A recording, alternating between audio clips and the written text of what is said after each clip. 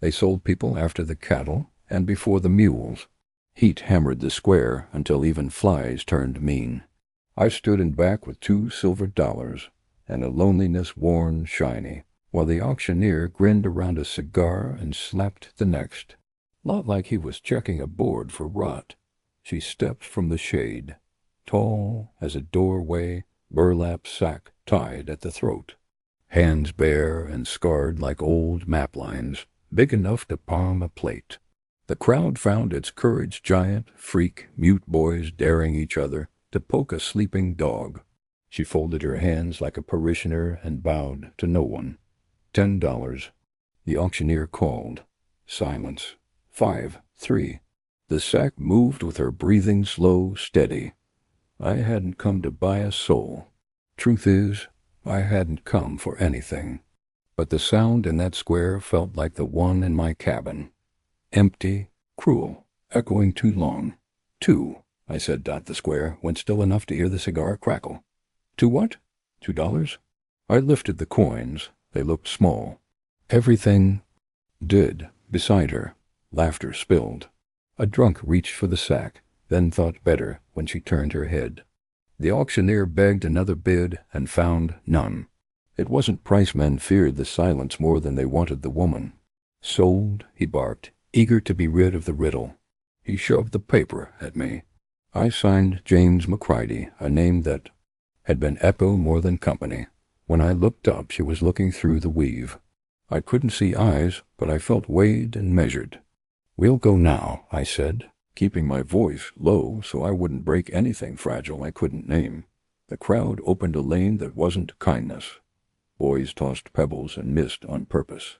Someone spat near my boot. I kept my hands away from her elbow. Touch can be a theft. At the edge of town, a dust devil bowed out. We walked a mile before either of us changed our breathing. I talked first. "You don't owe me words." She stopped, lifted a hand the size of a skillet, and tapped my hat brim, once careful, deliberate. A blessing or a boundary? The creek gossiped. The sack whispered. "That's enough," I said. "Keep your name until it feels like yours to give." She nodded. We went on. My ranch rose from the heat. Windmill limping, fence half fallen, sod burned the color of old teeth. Toward evening the land caught light the way a tired man catches breath. The town fell off us. What stayed was her size and the quiet between us, and the odd fact I wasn't afraid. Home sat like an apology. I opened the door and stepped aside. She ducked. The burlap brushed the lintel like a moth's wing. I set water to boil, laid 2 plates, because it seemed the right shape for hope. We ate in the peace that belongs to people who have outlived noise. When I banked the fire, she was rolling her bed by the door. I started to argue and stopped. The line there protected both of us. "Good night," I said. "No hurry on anything." Outside, a coyote asked and got no answer. Inside, the room felt full enough that I could breathe without counting boards. I lay awake listening to her breathe, steady and strong like standing beside a storm before rain, charged and kind. At dawn she was a dark shape against the paling sky, rolling the windmill wheel. The pump had coughed rust for a year. By noon she had the head apart on a feed sack, bolts in tiny ranks, bearings soaking in lamp oil. She never asked for a wrench. She looked once. I placed it in her palm. We had a language that skipped sound. The land was going under when spring failed. Grass lay dead and rattled, fence lines yawed, barn ribs showing through busted planks. She walked it all without hurry, touching problems with the backs of her knuckles as if checking for fever. A fence post here, a warped gate there. She set posts with a tamping rhythm slow as heartbeats. When she swung the maul, dust leapt. When she stopped, everything listened. I learned her talk. A nod meant pass the nail keg. A lifted chin meant step clear. A palm-flattening air meant enough. When I forgot and filled the quiet with little nothings, she touched the table, once with a fingertip, and I hushed. It felt like we were building a house inside quiet. At noon. I cooked clumsy, but earnest. She stood back, The sack turned to the window and ate what I put down without judgment. After, she scrubbed the skillet with salt and burlap until it shone like a creek stone. Wind bellied the cloth like a sail, and for a blink I saw the ghost of a cheekbone, a pale seam. The burlap settled. I studied the stovepipe. Evenings we walked the pasture, me pointing at nothing, her carrying a coil of wire. Once I stepped in a prairie dog hole and dropped to a knee. She was there before I could curse, a hand beneath my elbow, the lift careful as moving a sleeping foal. 2 soft swipes of her other hand dusted my pant leg. Nothing in it shook. Me. I lay awake and tried to name what we were. Not husband and wife. I had bought a paper, not a promise. Not master and hired hand. I had $2 less and a better fence, but the debt ran the other way. It felt like standing near a river in flood, hoping the water wanted you spared. On the 3rd day, she took the axe to the cottonwood that leaned toward the roof. The trunk went where she told it, with a thump. I touched the rings and counted years. I had wasted wanting a voice in the house louder than regret. She stacked rounds and cords tidy as song and left 1 split log on the stoop like a gift. Inside I set 2 cups and poured coffee slow so she could refuse without refusing. She sat. We drank.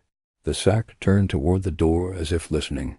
That night I left the porch lamp burning, not as a signal, as a mercy. Light doesn't talk, but it does say stay. When I laid down, the house had a shape again, 4 walls, a roof, a door that opened and shut because someone saw it needed mending and mended it. Patience, I told myself, is a kind of prayer with chores in it. Tomorrow we'd hang new wire on the north fence, grease the mill, clean the cistern. Tomorrow I'd keep my hands to myself and my questions on a shelf high enough even I couldn't reach them. If the silence between us kept blooming into something that steadied my breath and untwisted my nights well, some fields only take seed when the plow stops clattering. The warning came on a lathered bay just after noon. A boy from the relay slid down and said, "Barlo's ridden. 10 with him. Headed here." He shoved a folded scrap into my hand and kicked on. Barlo. A nail of a man land in courts under his thumb. The paper was a town claim, my section circled in red grease and stamped forfeit. A lie that would arrive faster than any truth. Under the burlap her head turned slow. She knew that name. Inside, I said dot. She went to the hearth, lifted a loose brick I never knew was loose, and pulled out a tin trunk. Latches clicked. Inside lay a long rifle in oilcloth, 2 thin knives, a badge split down the middle, and an envelope stained brown. The address read VALINA dot. Her palm rested on the envelope. Then she checked the rifle, rolled the knives, held the broken badge to the light. The burlap stirred with her breath. "Valina?" I asked. Her hands found the knot at her throat. She loosened it. The sack slid and fell. "Jimmy," she said. I hadn't heard my boy name in years. Only she ever used it. Soft. Catherine. A pale rope of scar ran from collar to jaw. 1 ear was nicked. The mouth, I remembered, could set a room gentle. Now it looked like it paid for laughter. Her eyes were unchanged river blue, steady. I sat hard, and the week of quiet rearranged itself into this moment. "I thought you so." "Did I?" she said, voice low, warm, smooth. "Barlo's deputy threw a rope. I broke it. He broke the badge. I ran, wore names not mine. Valina worked where Catherine drew fire." She tapped the envelope. "Marshal letter. Witness lists. If he keeps breathing, they don't." She slid the papers back, closed the tin, and met my eyes. "He comes because he thinks I am tired. Are you?" "No." "How many?" 10, I said. "Maybe more once they smell brave." She nodded. "Wind at dusk will carry the first shots. We work now." We strung wire low across the north draw where horses hate to run. Dragged a log to lay a false trail toward the dry creek. She salted the yard with bottle shards. I hauled ammunition. I hadn't cleaned. She cleaned it briskly, humming without words settling a ledger. "Catherine." I said at last, laying her name in the room. She looked up. Something in my chest unclenched.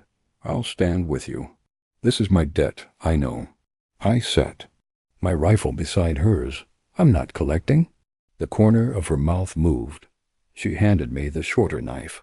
If it comes to close work, and Jimmy, yes, don't die slow. Dusk lifted its first edge. We took positions, her on the barn roof with the long gun, me under the porch eave where a man could reload with shaking hands. Inside, the lamp glowed low, a small, stubborn circle. Hoofbeats came as a change in the weathered 10, maybe 11. Glass in the yard caught the last light and threw it back. My fears stopped being fog and took shape. I could carry that dot above. Her foot settled to stillness. Jimmy, she said from the roof, voice thin as dusk. Yes, on my shot. Her first shot tore the dusk. A rider flipped backward, boots to the moon, and the rest bunched like cattle in lightning. Wild rounds chewed the roof, splinters stung my cheek. I put a bullet low horse down, man into our wire. The wire did what Catherine promised. Held, cut, confused. Bottle glass forced them narrow. A man leaned to shoot under the eaves. Catherine took his wrist from the roof, and my next shot burst his lantern. Kerosene ran across the yard in a pale sheet. In that light I saw Barlo hanging back, coat tidy, hat square, jury smile on a coward. "McCready," he called. "Set down your toys. This is a court matter." I didn't answer. Snakes keep their fangs. They came to the porch. Close work smelled of leather and iron. I broke a shoulder with the stock, a knee with the barrel. One man grabbed my coat. I found the short knife under his thumb, and he let go like he'd touched a stove. Overhead the roof kept time. Breathe, fire, shift. Catherine moved like a clock that had decided to be kind. Left, she said once. I slid. Bar and hinges, screamed, too. More at the rear. She dropped from the roof and met them before they understood the rules. Rifle butt, quick and clean. The second man picked her and died still choosing. Barlo tugged his reins to turn, and that small, coward motion sent her after him. "I'll take him," she said. "I've got the yard," I answered. The last few tested the steps and lost, not because I was brave, but because fear had started to work on them like thirst. When they broke for their horses, I let them run. Truth needs mouths. Moonlight made a hallway to the dry wash. I followed at distance, reloading by feel. Barlo took the false trail we laid. His horse hit the buried wire and folded. He came up swearing in lawyer words, hunting dignity in dust. Catherine stepped into the open. No speech. He went for his holster, slow and proud. She shot his hand through. "You wore a badge once," he gasped. "You know, decisions, mistakes," she cured the broken half of hers. "This called me to protect," she said. "You called men to hunt." She set the shard on the sand. "You threw a rope at a woman and hung a boy for bread." He promised papers, doors, fixes. She put a round in his chest. The sound was a period. Silence rolled back. Her shoulders eased, work finished. Her breath was mountain air, patient. I slid down the bank. "Catherine." She watched the dark, then met my eyes. She pocketed the badge instead of pinning it back. We stood with moon on our boots and creosote waking in the cool. "Come home," I said, making the word roomy. I opened a space where a hand could go and waited. She stepped into it. Her grip closed careful, as setting a newborn on its feet. We walked back through glass and the smell of kerosene. Behind us, night swallowed what it wanted. Ahead, the porch lamp burned like something ordinary made holy. Inside, she laid the rifle on the table, slid the knives into a drawer, and folded the burlap once, twice, like a flag. She didn't burn it, not yet. We sat, and the house held our breathing the way a barrel holds rain, no hurry, no waste. Morning carried the ash smell through the rooms. I scrubbed the porch where kerosene had run and glass still glittered like stubborn frost. Catherine slept 2 hours in the chair, boots on, chin to chest, the sack folded beside her like a retired. Helmet. When she woke, she stretched, winced once, and went to the yard with the axe. The thwack of blade and wood sounded like a promise I pretended not to need. "I was going to leave, I vine to leave," she said at last between swings. "After Barlo. I figured you might," I said. "The door knows how to open both ways." Her look held. "Thanks," without softening. "I'm not leaving today." The knock came then fast, panicked, 3 in a row, like a heart skipping. I opened onto a girl with wind in her hair and dust pasted to tears on her cheeks. "Please," she said, looking past me at Catherine, the way town folk look at weather. "My brother Ben, he's 13 sheriffs, set the gallows. They say he stole from the company store. He took bread. Mama's sick. The judge rides in tonight. They hang him at noon tomorrow." Catherine set the axe down as if laying a child to sleep. She didn't come closer. She stayed in the light where the girl could see her and decide whether hope would hurt more than fear. "Is he innocent?" she asked. "Yes," the girl said, fast and clear, like truth rehearsed. "Mr. Peach let him work the debt. Barlo's men." She swallowed. "They changed the ledger after Mr. Peach closed. Sheriff won't listen." "Name," Catherine said. "Lydia Crane." Catherine turned to me. "I'll ready the horses," I said. She vanished inside and returned with her coat and the long rifle wrapped in canvas. The knives went to their places. She lifted the split badge, held it level in her palm, then slid it into an inside pocket, like a photograph she wasn't done. Looking at Dot at the water barrel, she washed her hands, each finger, as if the next work required a cleaner kind. Up close I saw the fatigue climbing her bones, and the fire undoing it. "You don't owe this town." I said, "No," she agreed. "I owe myself the shape of the quiet I want." She tipped her head toward Lydia, and him. I saddled Sorrel for her and the old Mare for me. Catherine caught my shirt and pulled me close. Her mouth met mine, not greedy, just exact one. "Promise answering another. I'll come back," she said. "I'll set a plate." I managed Dot. We rode to the edge of town and split. She took the arroyo where eyes don't naturally fall. I took the road to fetch a decent man who still remembered. Laws as tools, not weapons. Lydia clung to my waist.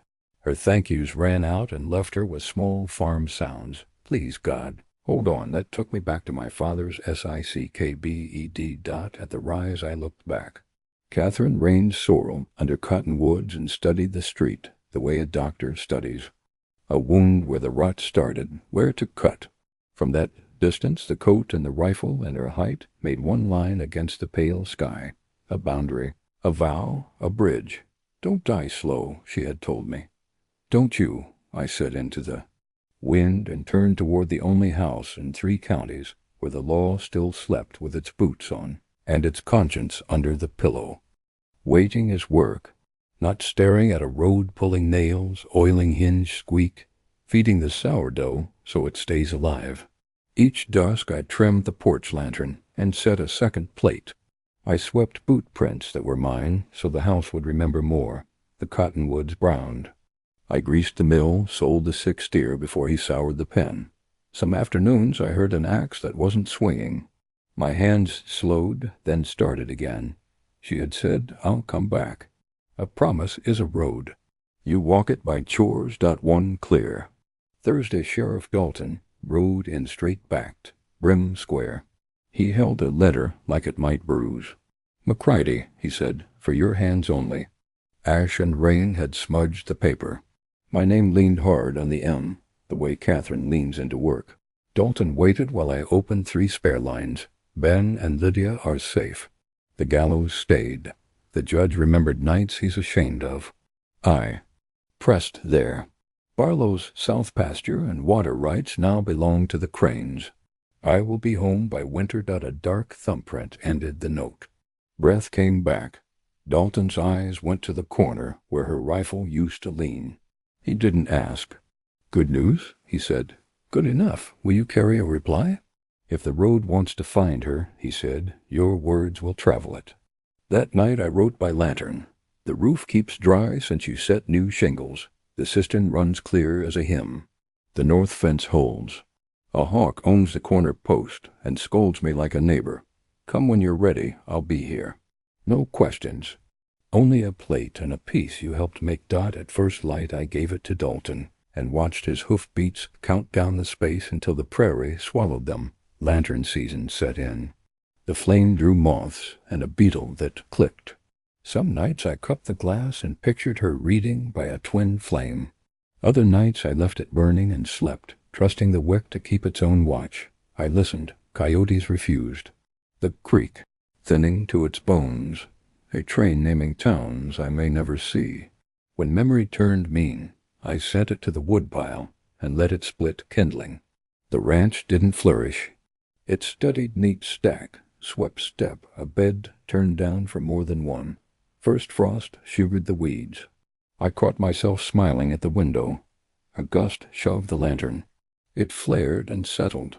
I touched the chimney and felt the heat. Easy, I told it and myself. Winter's coming. Roads break. Horses tire. I raised the wick a hair, not to signal or plead, to honor the distance she was crossing. That night I slept till gray without listening for borrowed steps. Waiting had changed shape. It wasn't fear in a chair anymore. It was faith with its boots close by, but not on. Snow leveled the yard.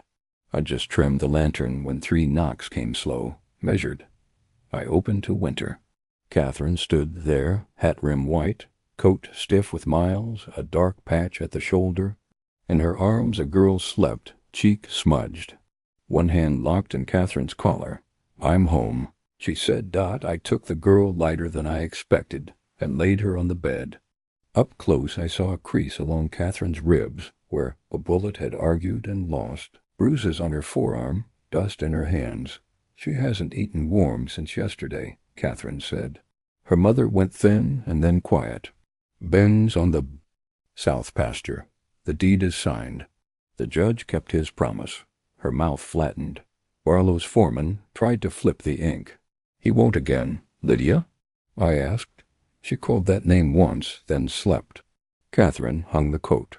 The peg bent and she caught it. May she stay through winter at least? She can stay as long as she wants, I said. This house is what we make it. Steam rose from the kettle. I set broth and bread. Catherine looked at the knife drawer, then opened it and laid the 2 thin blades inside. She took the split. Badge turned it once and slid it to the back. Cave north of Red Mesa kept me 2 nights, she said. Snow closed the pass. Sit, I said. She did, careful with the shoulder. I cleaned the crease with boiled water and cloth. When I bound the ribs, she breathed until the pain stepped back. The girl stirred, saw the lantern, and sank again. What? Would you like me to ask? I said. Ask nothing, Catherine said. Not tonight. We ate. She held the cup in both hands. Outside, snow ticked at the window. When the plates were empty, I lifted the coat and felt the road in its seams. Catherine stopped my hand and guided it to the peg where it belongs in houses, not saddles. She tucked the girl deeper under quilts. May she have the bunk by the stove? She asked. She can have my side if it keeps the cold off her feet. I said. We'll make a bed on the floor, she decided. We rolled blankets into a low nest near the warm boards. The girl curled into it and slept without fear. Catherine looked over the room like a scout. Lantern, mended hinge, broom, a bare square of wall where a picture might live. She took the old burlap, laid it flat, folded it small as a hand, and tucked it with twine and flower scoops. Not armor any more, she said. Christmas Eve. I said, I brought what I could, she answered, eyes on the child. Will it do? It will do, I said. We banked the fire. The lantern softened. Wind moved round the eaves. Somewhere a coyote called and was answered. Catherine's hand found mine under the table. The quiet we had built held no longer a barricade, but a home. Spring eased in like a patient guest. Ice let go the creek, the windmill turned, and Lydia woke asking for chores. Catherine walked the fence, not hunting trouble, only greeting it if it came. When she came in, she hung the coat on its peg, and Let it be a coat, Dot. We planted beans and one row of sunflowers. I planed the porch rail while Catherine laid a small garden with stones. Some evenings she stood there at last light, hands on hips, like she'd found a square of earth that did not ask for blood to grow. Lydia found the burlap sack on a high shelf. She set it on the table. Was this to hide? She asked, not accusing measuring. A past against the room that now held us. Dot. Catherine touched the cloth. I was not hiding, she said.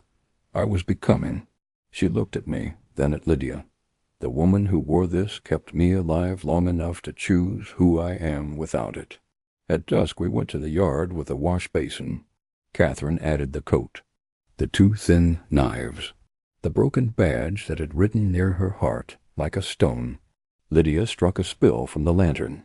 The sack curled quick, the knives blackened, then flared blue. The badge heated until it threw one last hard gleam and slumped. Smoke rose straight. It didn't smell like grief. It smelled like a stuck door opening. We watched until only coals remained. Catherine blew once, and the glow consented to go. Let the past mark us a little. It helps the present keep its feet. Inside I carved the back of the bench that faces the window. I am no artist, but I can spell. James, Catherine, Hope. The letters bit, then smoothed under my thumb. Lydia Hope now. If she wanted it, traced them and nodded like the names had chosen the wood. She pointed to the lantern that had kept vigil. Do we still keep it going? We keep it, I said, not to call anyone home, but to remember that we can be. Thunder walked the far prairie. I opened the door and let in the smell rain and mesquite. Catherine stood beside me and found my hand. We watched the dark come gentle. Home, she said. I nodded. The house settled. The bench held those three names. Beyond the cottonwoods a thin white lightning stitched horizon to cloud and was tucked away like returning a needle to a safe place. The past kept to its drawer. The future sat with us. Morning would bring the beans up through damp soil. We would fix the co-op hinge and check the creek's edge for bite. I would oil the rifle and put it away high. Lydia would become Hope because she decided it. Catherine would set the kettle on, and when the first boil jittered she would say my name the way only she says it. Jimmy, she'd say like a smile with breath in it. I'd answer without standing. Some mornings are brave enough without speech. Some families, too.